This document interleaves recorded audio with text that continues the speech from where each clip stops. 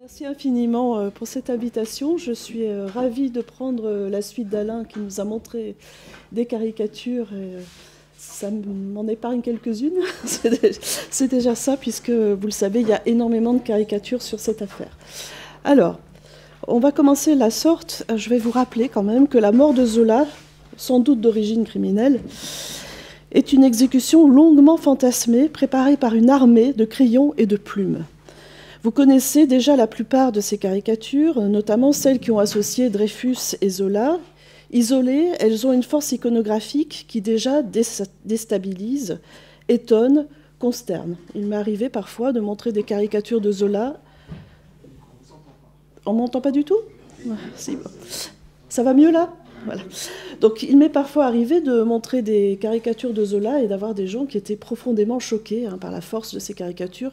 Alors moi évidemment je suis habituée, je ne me rends peut-être plus compte de ce que je montre, mais en tout cas elles ont une force, il est vrai, assez importante. Alors elles n'avaient pas vocation, ce qu'il faut rappeler, elles n'avaient pas vocation à être isolées.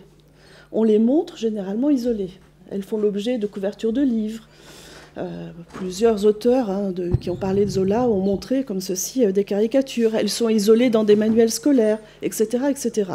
Mais ce que je veux vous montrer aujourd'hui, c'est qu'en fait, elles appartiennent à une longue chaîne de représentation. Cette chaîne de représentation, Alain a commencé à vous en parler, ce sont des articles, ce sont des critiques littéraires, ce sont des revues théâtrales, on en parlera peut-être un petit peu tout à l'heure, qui vont après donner des pièces de théâtre. Ce sont des chansons et ce sont bien entendu des images. Un temps, Zola a cru pouvoir maîtriser justement les caricatures qui étaient faites de lui. Il a cru pouvoir les plier, les dominer, il a affecté d'en sourire, il a parlé de ce crapaud quotidien qu'il avalait tous les jours quand il ouvrait la presse. Et il a demandé à Henri Séhart d'en faire la collection. Et c'est comme ça que je connais très parfaitement les caricatures, en tout cas de la période avant l'affaire Dreyfus, puisque Henri Séhart avait arrêté sa collection avant. Mais en fait, ces caricatures ont pullulé, et notamment lors de l'affaire Dreyfus. Elles sont indiscrètes, elles sont intrusives, on l'a vu déjà avec l'exposé d'Alain, délibérément violentes cette fois-ci. Leur force de persuasion, de destruction, elles l'appuisent parce qu'elles disent faire foi, elles disent « nous avons raison ». Et parce qu'elles se relaient dans un harcèlement sans fin, comme les prodromes des réseaux sociaux. Et c'est ce que je veux vous montrer aujourd'hui, c'est-à-dire qu'en fait, ces images qui se multiplient dans la presse, qui répondent à des propos qui vont à leur tour réutiliser ces images, c'est à peu près ce que nous vivons aujourd'hui lorsqu'une personne se fait harceler sur les réseaux sociaux. C'est-à-dire qu'il y a des sous-entendus qui vont courir. Il va y avoir des représentations qui vont tourner, qui vont s'enrichir et qui vont justement faire la force de ces caricatures. Une autre force que celle que nous connaissons. Nous avons la force visuelle, graphique, iconographique, quand nous avons ces images isolées, quand nous les voyons seules. Mais il faut comprendre qu'elles ont une autre force souterraine et qui est d'autant plus terrible qu'elles sont une pulsion mortifère. L'objet est bien entendu de détruire Zola. Je vais vous expliquer comment. À tel point, on le verra, qu'elles n'ont plus besoin parfois d'être là pour suggérer un univers mental. Je vous montrerai comment, parfois, elles peuvent être absentes, ces images, mais parler quand même dans les textes. Elles condensent, ces images, donc, un appel à la mort symbolique, voire davantage. Et j'essaierai de vous montrer aussi que, peut-être, ces images ont eu un effet sur l'issue funeste de Zola.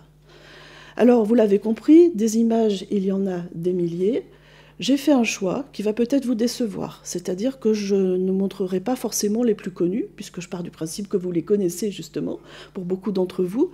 Ce que je vais essayer de vous montrer aujourd'hui, c'est comment fonctionnent ces images, je vous en ai parlé, je viens de le dire, c'est-à-dire comment on enchaîne des textes, des images, comment un journal va pouvoir condenser un type d'attaque, un autre journal, un autre type d'attaque sur Zola, de manière à progressivement détruire ce personnage dérangeant.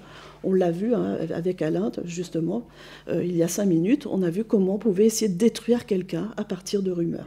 Donc la caricature va servir dans cette histoire pour essayer de détruire Zola. Alors je vous montre ici quand même une caricature qui, elle, est pleine d'espoir, puisque c'est Sigi Zola, mais vous voyez Zola qui dit « j'avais raison ». Eh bien, je ne vais pas vous montrer des images de ce type maintenant, et je vais remonter à la Genèse.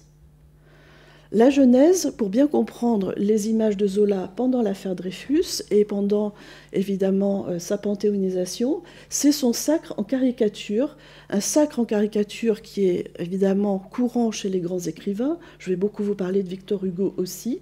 Ce sacre en caricature, pour Zola, va reposer sur une profusion de caricatures d'une part.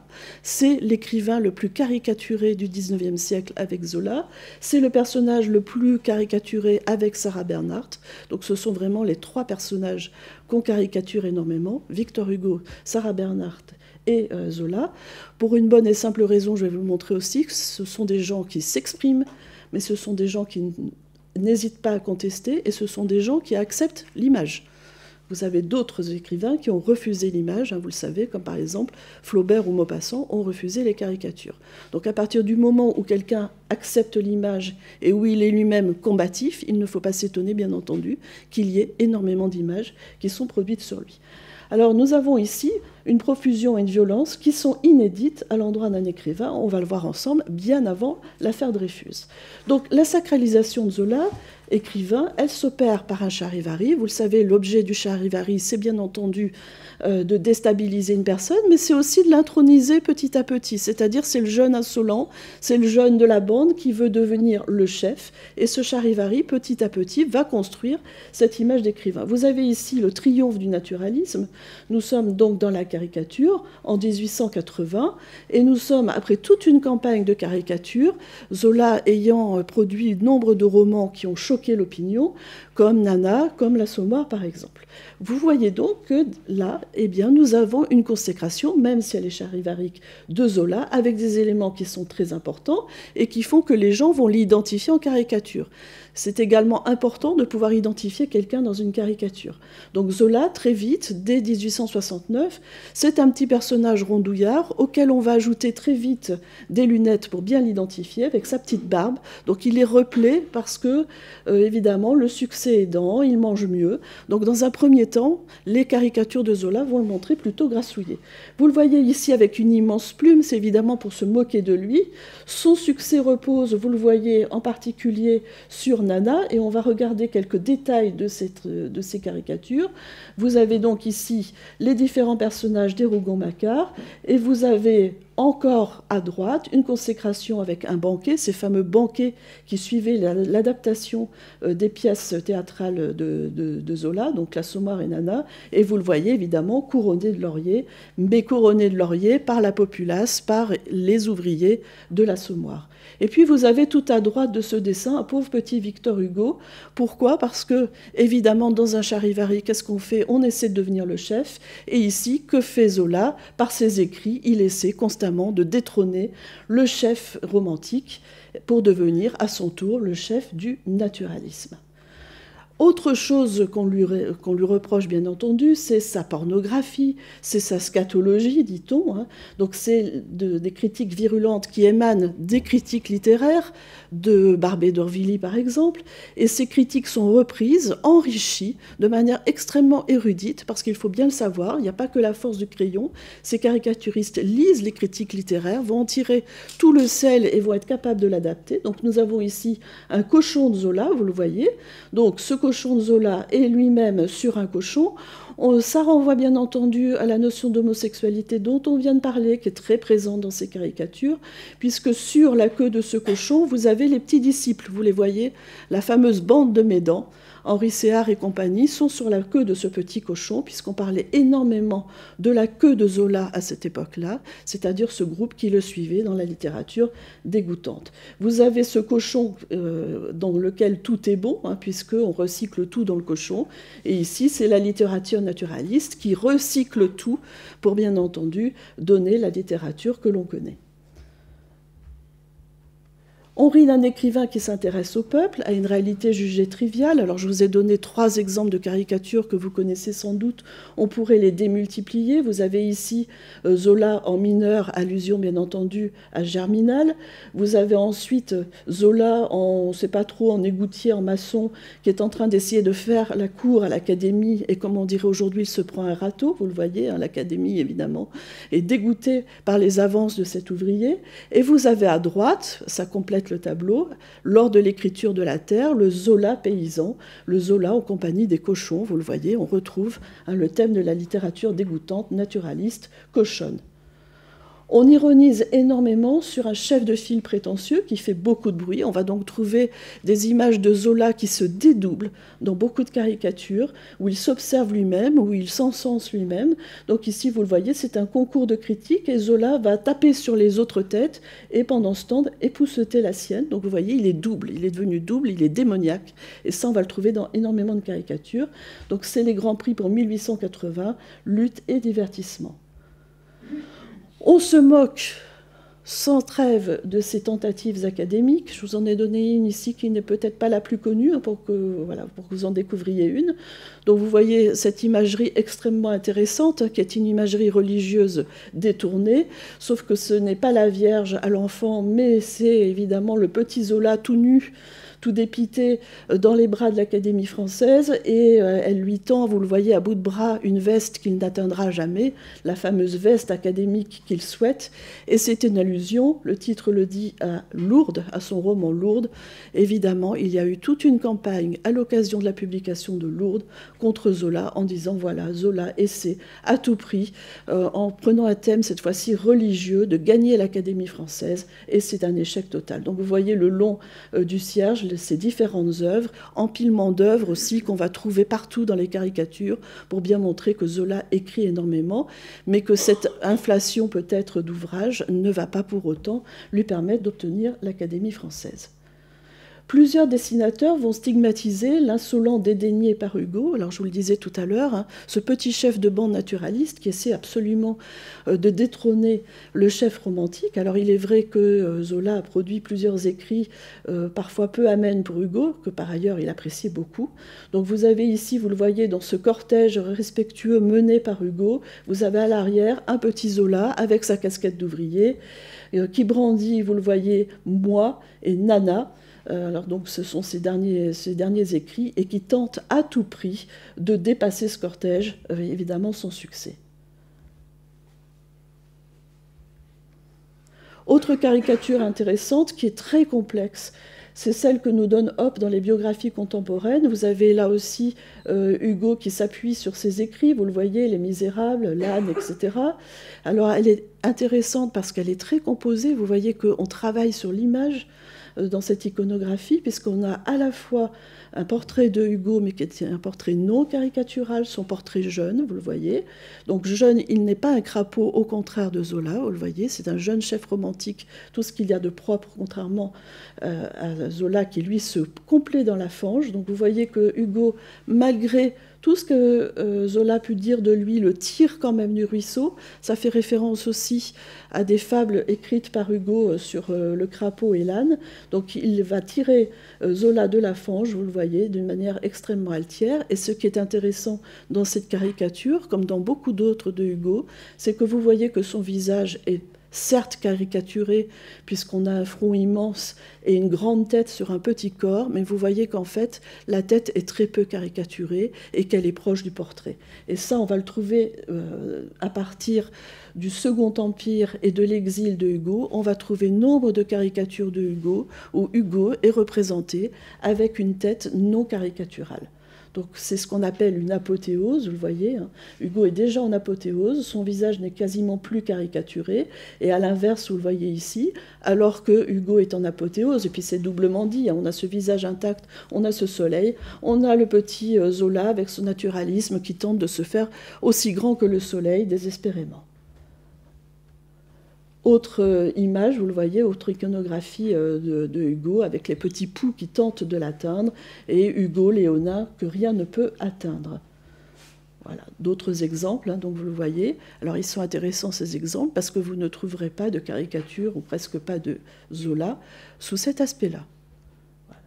Et dernière chose intéressante, c'est que lorsque Hugo meurt, vous savez qu'il y a un consensus dans la presse pour saluer la mort du grand-père de la France, et à ce moment-là, les caricaturistes vont produire des dessins, vous le voyez, qui sont des dessins qui ne relèvent pratiquement plus de la caricature. Vous avez ici le portrait de Victor Hugo, vous le voyez, le crêpe du deuil, la lyre qui évidemment est cassé puisque Hugo vient de mourir. Et nous avons là donc La Dernière Muse par Gilbert Martin, donc une caricature, mais on n'est presque plus dans la caricature, on est vraiment dans l'apothéose. Alors je vous montre cette image-là parce que évidemment on ne va pas trouver d'image de ce style pour Zola.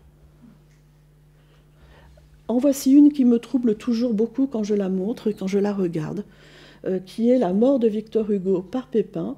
Alors, elle fait allusion, cette caricature, au fait que, vous le savez, Hugo, sur son lit de mort, a refusé les derniers sacrements, et sa famille aussi.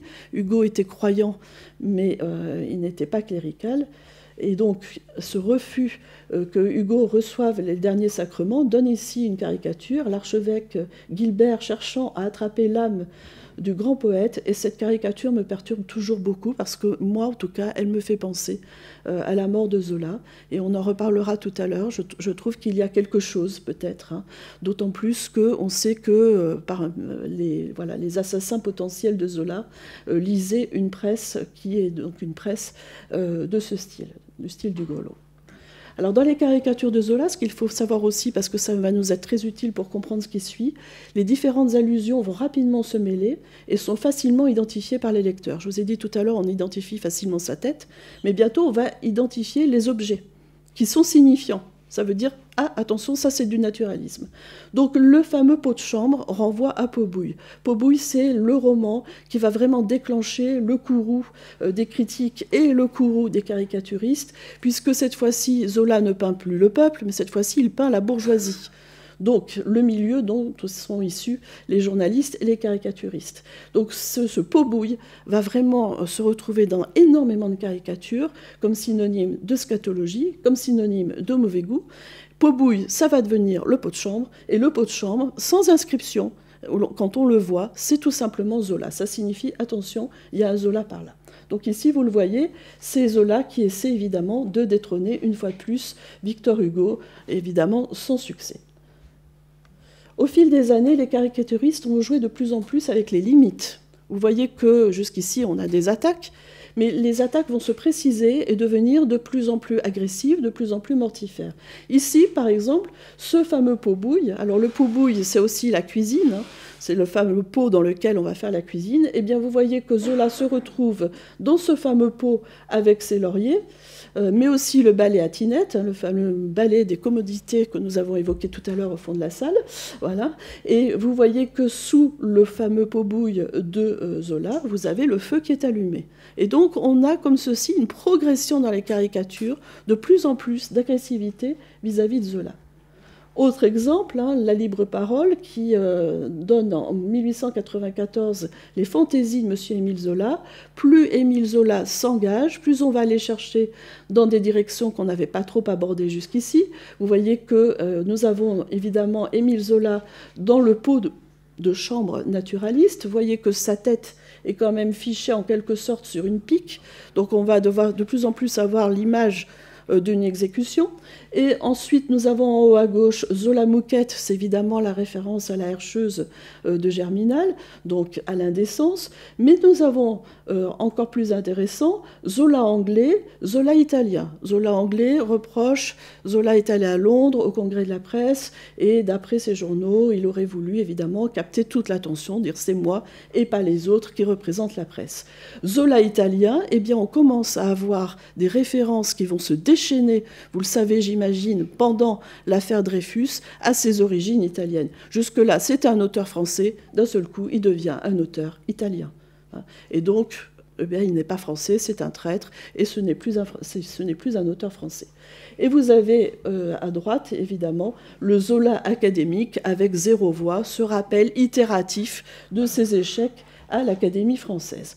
Une caricature qui est très intéressante aussi dans le rire, voilà Zola au bout de son rouleau en mettant au monde Paris. Le père et l'enfant se portent bien tout de même, vous le voyez. Alors là, on a un enregistrement qui est intéressant du changement physique de Zola. Zola a fait un régime. pour plaire sans doute à Jeanne Rosereau, entre autres. Et on enregistre cet amaigrissement dans les caricatures, donc il faut habituer les gens à une nouvelle silhouette. Et cette nouvelle silhouette, on va surtout la trouver au moment de l'affaire Dreyfus. C'est-à-dire qu'il y a des caricaturistes qui ont mis énormément de temps à enregistrer le changement physique. Et là, ce changement physique, pendant l'affaire Dreyfus, on va insister là-dessus, sur l'image d'un homme qui a amaigri et dont l'amaigrissement n'est pas forcément très saillant. Et vous voyez qu'il perd son poil, hein, puisque on le voit pratiquement chauve. Et voilà la fin de son œuvre. Et vous voyez cet épuisement. Hein, là aussi, on travaille sur une idée de personnage vieillissant, voire mourant, au terme de son œuvre. Voici une caricature qui est intéressante, puisque nous sommes à la veille, évidemment, des engagements de Zola. Enfin, on est dans ses premiers engagements. Donc, c'est la dernière de Zola. C'est la lettre à la France. Vous voyez la muse familière qui en a cependant l'habitude s'aperçoit avec dégoût que chaque fois qu'elle lève le couvercle, ça sent de plus en plus mauvais. C'est sa tête qui s'est transformée en peau de chambre, hein, avec cette grande plume qu'il a souvent trempée dans les précédentes caricatures, dans les excréments. Vous voyez cette grande plume avec ses dernières œuvres jugées immondes par la presse catholique et conservatrice. Et vous voyez à droite le petit cochon, hein, qui tient évidemment l'encrier. Alors l'affaire Dreyfus, c'est évidemment par rapport à cette mort qu'on voit rôder dans ses premières caricatures, dans ses premières attaques, l'affaire Dreyfus va évidemment permettre la levée des derniers interdits, des derniers tabous par rapport à la mort qu'on peut souhaiter à une personne.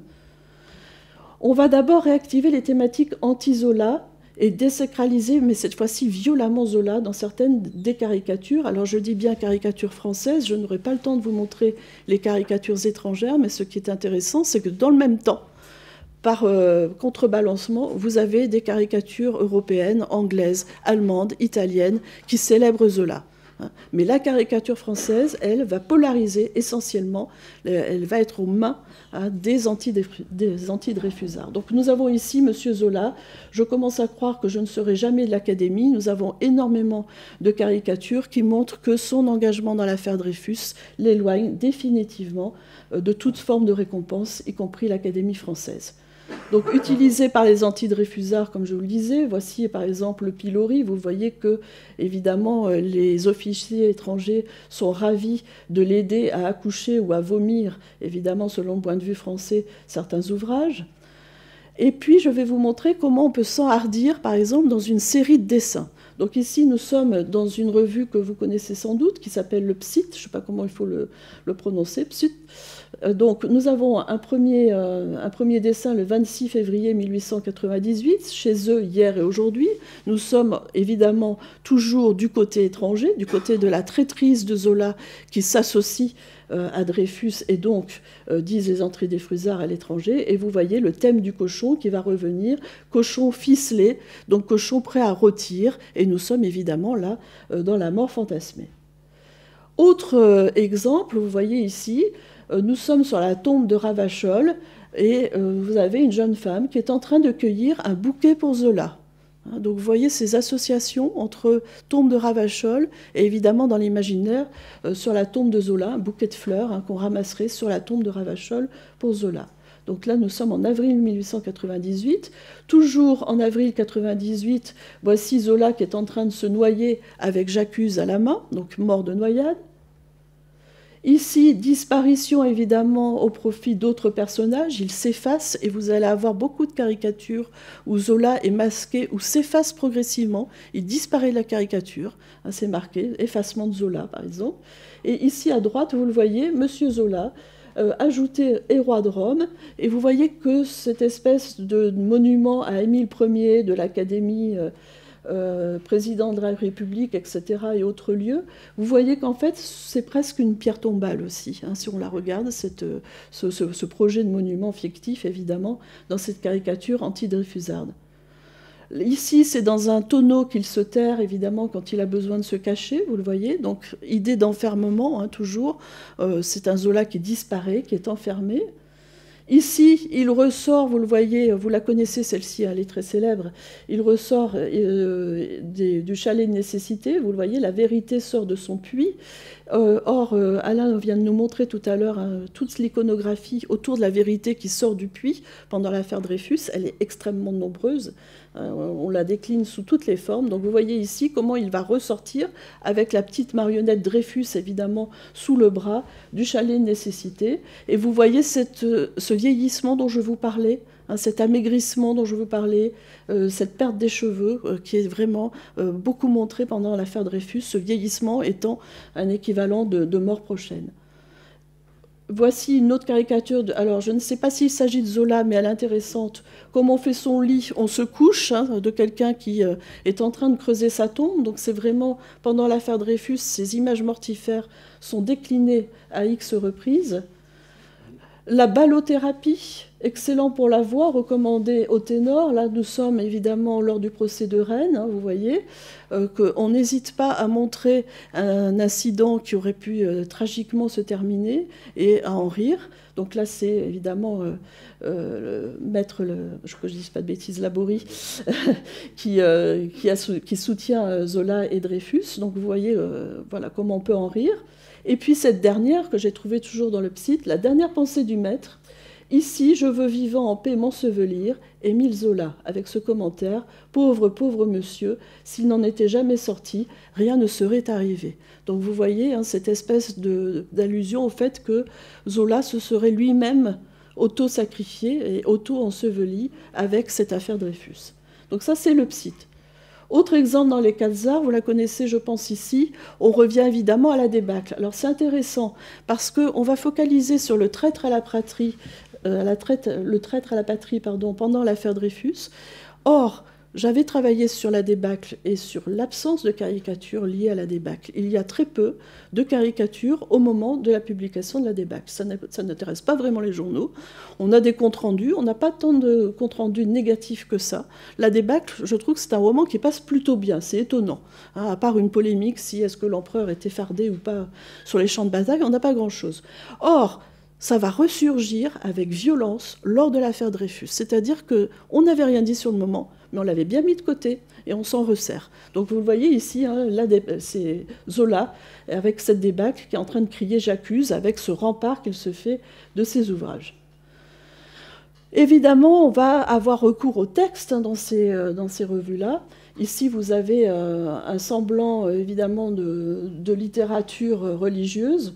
Zola, en ce temps-là, un homme de la tribu de Juda, un scribe célèbre nommé Zola, s'avança sur la place publique. Et il dit « Peuple, tes généraux sont tous des crapules, tes officiers sont des mufles, l'état-major n'est composé que de bellitres et de canailles. » Il n'existait qu'un officier innocent et digne, un seul, pas plus. Alors les autres, par basse envie, l'ont envoyé dans une île déserte au diable.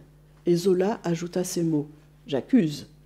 Aussitôt, une épouvantable clameur discordante s'éleva parmi la foule, et les coups de pied au derrière, ainsi que les coups de poing sur gueule, commencèrent à ruisseler sérieusement. Et vous voyez qu'en plus, on a une parodie, certes, du texte religieux, mais on a aussi une parodie du texte zolien. Bon, je ne vous le lis pas entièrement. Tout ce que je vous ai mis, la plupart du temps, je l'ai précisé, vient de bibliothèques numériques, donc vous pourrez les retrouver. Une qui est très connue, Le Fils du marchand de Venise, pour faire suite à Shakespeare, où là, on va déblatérer sur le père de Zola, sur François Hugo. Donc on va trouver, comme je vous le disais tout à l'heure, énormément de caricatures sur le fait que Zola avait un père italien et surtout que le père de Zola avait été compromis dans une affaire. Encore une caricature, vous le voyez, avec tout ce que Zola perd à cause de son roman La débâcle et de son engagement dans l'affaire. Et puis on passe au Pèlerin. Alors je pense que vous en connaissez quelques images, qui sont parmi les images les plus violentes. Donc la mort fantasmée de Zola Dreyfus. Alors je n'ai pas le temps de parler évidemment de la mort de Dreyfus en caricature, mais vous voyez qu'ils sont associés dans le Pèlerin. Donc première caricature, vous le voyez, le 30 janvier 1898, vous reconnaissez Zola, amaigri. Caricature en avril 1898, et vous voyez que cette fois-ci, Zola, dans le cortège, gît il est mort, hein. Et c'est ça qui est intéressant parce que ça renvoie au cortège que je vous ai montré tout à l'heure. Quand je vous dis qu'il y a toujours une continuité, dans les cortèges qu'on voyait tout à l'heure, on avait le jeune Zola, l'insolent, qui essayait de sortir du rang. Mais là, il est sorti du rang. Et il est tellement sorti du rang qu'il est mort, hein. Donc vous voyez cet enchaînement d'images. Autre exemple, ici, c'est sa plume qui le tue. Vous voyez, hein, il est tout en bas à droite, tué par sa plume, en mai 1898. Donc sa plume qui le traverse, qui est beaucoup plus grande que lui, comme toujours, hein, pour signifier son insolence. Autre exemple, ici, très parlant, hein, c'est l'image que j'avais mise au tout début de ce PowerPoint, vous voyez, écrabouillement. Donc là, c'est la robe de la justice, enfin la sandale qui sort de la robe de la justice, qui écrabouille Zola, qui a osé, vous le voyez, essayer de se mettre du côté de la justice et de sauver Dreyfus. Alors la mort fantasmée de Zola est souvent l'aboutissement de séries comme celle de Le Bourgeois. Tout à l'heure, Alain nous a montré une autre série, enfin un exemple de la série de Le Neveu. Ici, c'est la série de Le Bourgeois. Le Bourgeois a fait toute une série à partir des ouvrages des Rougon-Macquart.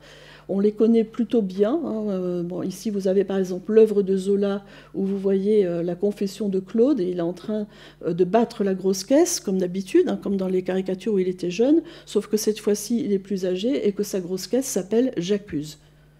Ce qu'on connaît moins, c'est la caricature finale. Celle-ci, on la connaît peu, et pourtant, elle est très parlante, puisqu'elle s'appelle « Conclusion ». Ce sera justice, et tout en haut à gauche, vous le voyez peut-être, il est indiqué Sainte-Anne. Et vous voyez qu'il a une camisole de force, en fait, hein, si on le regarde bien.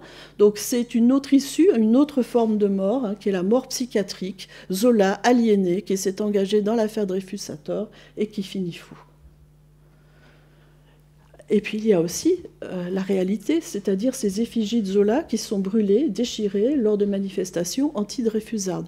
Et ce que l'on sait, c'est que ce sont des caricatures. On a quelques entrefilés dans la presse qui le racontent, hein, qu'on promenait la caricature de Zola, on brûlait la caricature de Zola lors de manifestations. J'ai aussi vu par exemple des gens qui rentraient dans les magasins parce qu'il y avait des caricatures de Zola en vitrine et qui brisaient donc ces cadres avec la caricature de Zola.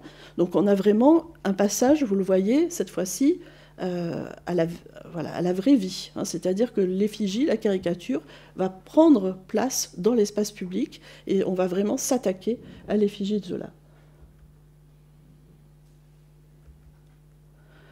Alors, il y a la vraie mort de Zola. Que se passe-t-il lors de la vraie mort de Zola ? Alors, l'iconographie classique des grands morts est sollicitée dans de nombreux journaux, mais avec moins de luxe que pour Hugo. Alors, ça s'explique facilement. Hugo, vous le savez, a eu une agonie qui a duré plusieurs jours. Il était âgé, on était préparé à sa mort, et de plus, sa famille Hugo a fait venir bon nombre de peintres et de sculpteurs pour immortaliser ses traits sur son lit de mort. Donc, c'est logique qu'on ait une iconographie un peu moindre. Mais tout de même, elle est quand même un petit peu sollicitée, vous le voyez. Donc ça, c'est l'iconographie classique, portrait de Zola, et Zola sur son lit de mort. Pour beaucoup de journaux, ce qui est intéressant, c'est que quelle que soit leur orientation politique, la caricature est un élément indissociable de Zola, alors même que les funérailles n'ont pas encore eu lieu. Vous voyez ici, nous sommes dans les Côtes de Paris, le 30 septembre 1902, et déjà, on met des portraits d'une part, mais des caricatures d'autre part. Les caricatures sont signifiantes de cette personnalité qui vient de mourir. Elles font partie de Zola. Et c'est ça qui est intéressant, parce qu'on va les retrouver dans plusieurs journaux. Alors il peut s'agir d'un rappel de caricatures qui ont contribué à sa célébrité, à la construction de son image. Vous avez ici le fameux Zola de Gilles, à l'époque où il n'a pas encore son lorgnon, hein, vous le voyez, qui examine ses personnages à la loupe, ou Zola en chiffonnier, très célèbre aussi. Et puis, on va parfois accompagner ça de caricatures inédites, c'est-à-dire qu'on va quand même essayer d'oser quelques petites caricatures, mais qui ne sont pas Zola mort. Alors, c'est souvent plutôt associé à Dreyfus. C'est ça qui est intéressant, c'est-à-dire qu'on n'ose pas quand même rire de Zola mort, donc on va l'associer, parce que là, on peut en rire, évidemment, c'est l'affaire Dreyfus, donc on en rit. Donc vous voyez ici Dreyfus qui dit « Sans moi, il n'aurait jamais eu un ministre à son enterrement ». Et vous avez le portrait de Zola derrière. Le français Titre sur mort tragique d'Émile Zola, évidemment le 30 septembre. Et le 6 octobre se permet une petite caricature un peu badine, vous voyez. Je t'assure, ma chérie, que rien ne nous presse de rentrer. Ah tiens, si ce pauvre Zola était resté à la campagne, il ne serait pas mort à Paris. Bon. Dans les journaux anti-Dreyfusards, les caricatures vont rapidement se substituer aux portraits sous des prétextes divers. Vous voyez, nous sommes dans La Patrie, le 2 octobre 1902, et on nous fait tout un article sur l'écrivain et la caricature, ce qui est l'occasion évidemment de ressortir les caricatures infamantes de l'affaire Dreyfus pour les montrer, pour les associer à Zola, et des caricatures plus anciennes. Donc en fait, on ne va pas jouer sur le portrait, mais on va jouer sur la caricature pour bien stigmatiser Zola.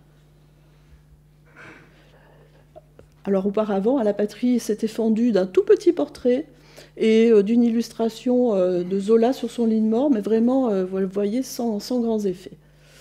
La libre parole, eh bien, va jouer sur le titre, évidemment, un fait divers naturaliste, Émile Zola asphyxié, et va ressortir très vite, dès le 1er et le 2 octobre, les caricatures qui tentent à prouver que le traître, selon eux, a été glorifié. Donc des caricatures étrangères pour montrer la glorification du traître, on va y revenir.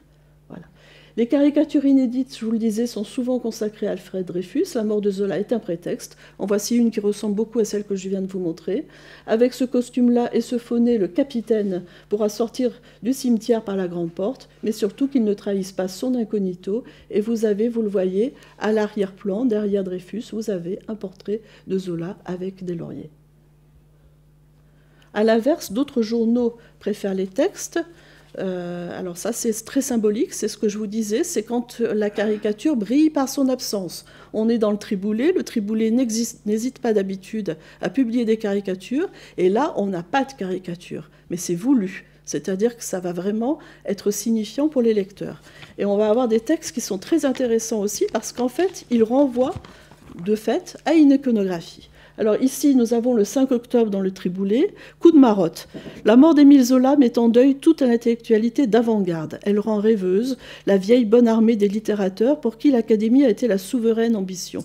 D'aucuns de ceux-là vous diront que la justice divine n'est pas étrangère à cette disparition banale d'une intelligence si belle, quoique spéciale.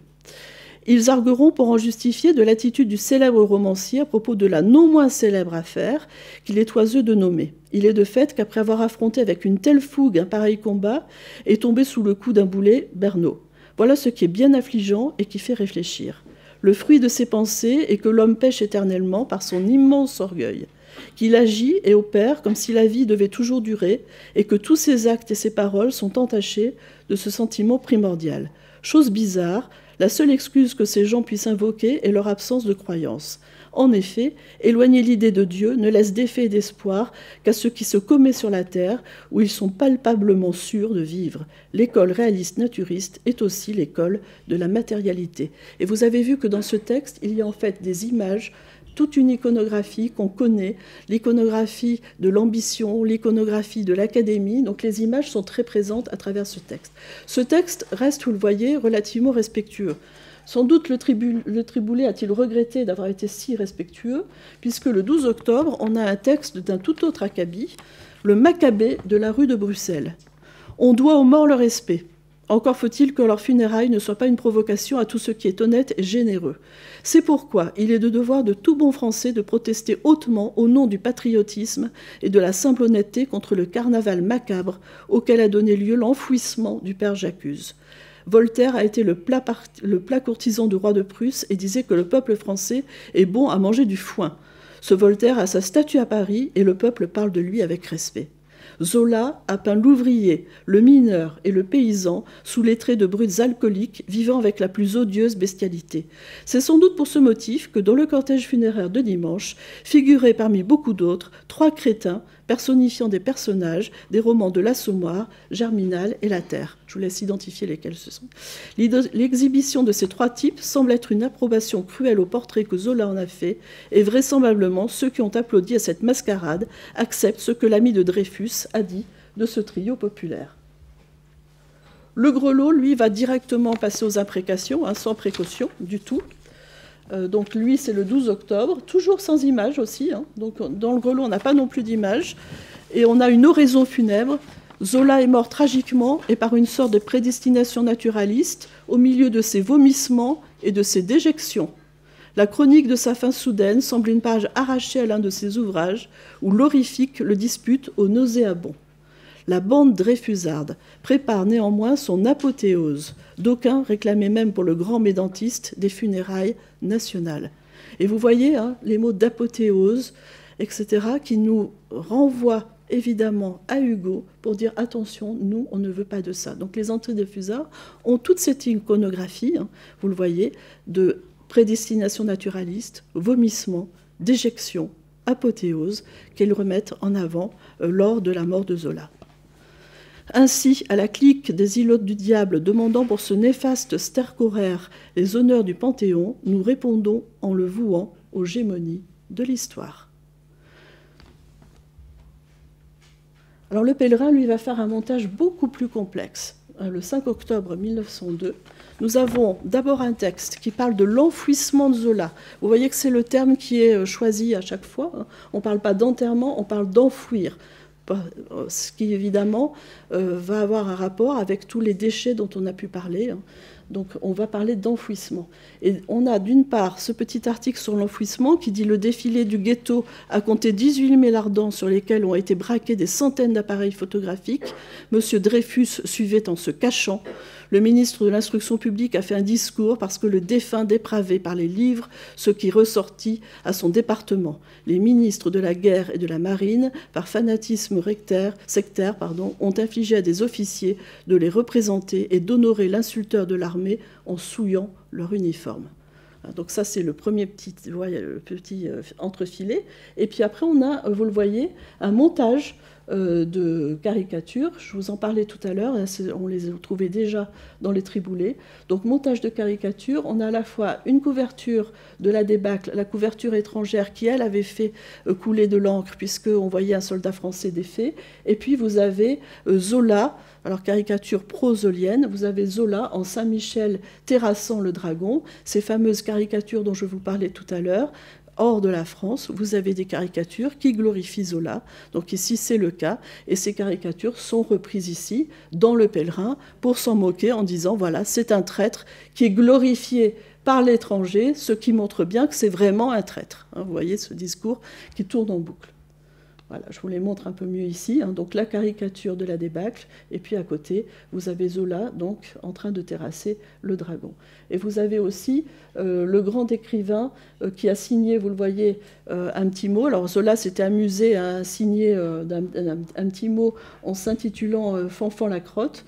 En tout cas, cela nous montre la signature de l'enterré. Et vous voyez qu'on revient toujours à cette image d'enterrement.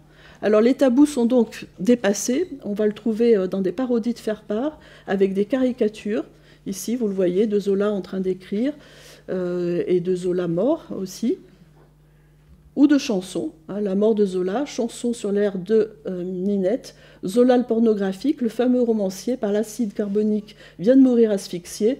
Ce fut une drôle d'aurore que celle de ce matin-là, on en frémit encore, plaignons ce pauvre Zola. Donc imitation, évidemment, parodie de chansons, à illustrer, vous le voyez, de la caricature, puisqu'elle fait toujours force. Alors, je vais terminer très rapidement sur ma partie 4. Mais c'est ce que j'avais prévu, parce que ce sujet a beaucoup été traité à la panthéonisation. Je voulais juste vous montrer, à propos de la panthéonisation, que ce thème de la mort revient évidemment de manière itérative.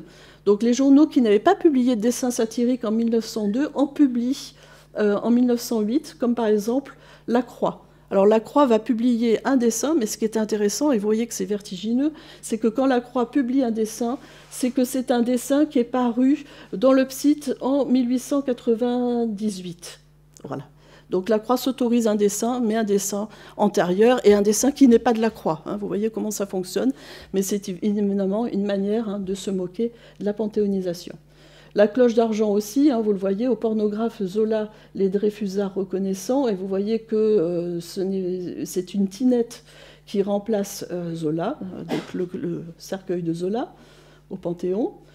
La Bastille, qui ne publiait pas encore lorsque Zola est mort, va s'emparer du thème anti-Dreyfusard et anti-zolien avec beaucoup de gourmandise. Donc ici, vous voyez le fameux puits de la vérité que vous a montré Alain tout à l'heure, qu'on est en train d'offrir comme objet. Alors c'est anti-maçonnique et anti-juif, la Bastille. Vous voyez ici Dreyfus à qui on accorde la croix du martyr. Plus Dreyfusard que Dreyfus, donc on a une escalade, encore une fois. On peut, vous le voyez, avoir des fantasmes de mort sur d'autres personnages qui sont associés, la peau d'Elcacé par exemple ici. Voilà. Et je voulais terminer sur celle-ci, les préparatifs d'apothéose, l'aménagement du Panthéon. Vous voyez que, évidemment, tout ce qui est préparatif de la panthéonisation de Zola va déchaîner. On va revenir toujours, vous le voyez, 20 ans, 30 ans après, aux mêmes thématiques, la scatologie, la pornographie. Et vous le voyez tout en haut, par exemple, du Panthéon, ici, la débâcle, j'accuse, qui ont remplacé, évidemment, les devises. Et c'est au grand souilleur, la patrie reconnaissante. Hein, évidemment, voilà. Bon. Oui. Avec, vous le voyez, alors des personnages qui portent par exemple les Rougon-Macquart, histoire excrémentielle et sociale d'une famille sous le Second Empire. Voilà. Et la canonisation, il faut le dire, d'Émile Zola. Hein, donc vous voyez, ça c'est le 7 juin 1908, hein, au lendemain de la panthéonisation, on revient au terme scatologique, bien entendu, et à la gueuse et au diable. Hein, vous voyez que c'est un Zola diabolique qui a été canonisé et panthéonisé. Et avec une méchanceté supplémentaire, c'est une citation des phrases d'Anatole France. Vous savez qu'Anatole France n'a pas toujours été tendre avec Zola. Donc on rappelle, vous voyez ce petit tour de force, on rappelle ce que pouvait dire Anatole France autrefois sur Émile Zola, bien avant l'affaire Dreyfus, où Anatole France a été un soutien de Zola. Conclusion, la caricature, vous l'avez compris, est omniprésente dans cette histoire. On la retrouve des années après, ici par exemple, 10 ans après, à la mémoire d'Émile Zola, hein, vous voyez. Moi aussi, j'y serais restée sans lui, hein, donc une caricature extrêmement ambiguë. Autre exemple, quand on parle de Zola, on associe toujours la caricature. Vous voyez cet article étrange. Émile Zola, le peintre du réel, est mort dans un fait divers, et on associe la fameuse caricature de Zola en paysan au moment de la publication de La Terre. Donc vous voyez, il y a toujours cette omniprésence de caricatures qui sont des morts fantasmées, une démolition progressive dont je vous parlais. Alors même qu'on veut glorifier Zola, on va chercher ces caricatures. Alors est-ce que c'est un objet de glorification ou pas, in fine, à la toute fin? Est-ce qu'on peut les montrer comme un objet de glorification? C'est une question qu'on peut se poser. Je préfère rester, bien entendu, sur celle-ci. Vous avez donc voilà, Zola et sa plume. Et si vous voyez, je ne sais pas si vous le voyez bien, les petits zigzags de la plume sont en train d'écrire « J'accuse ». Vous le voyez, hein, donc, voilà. Merci.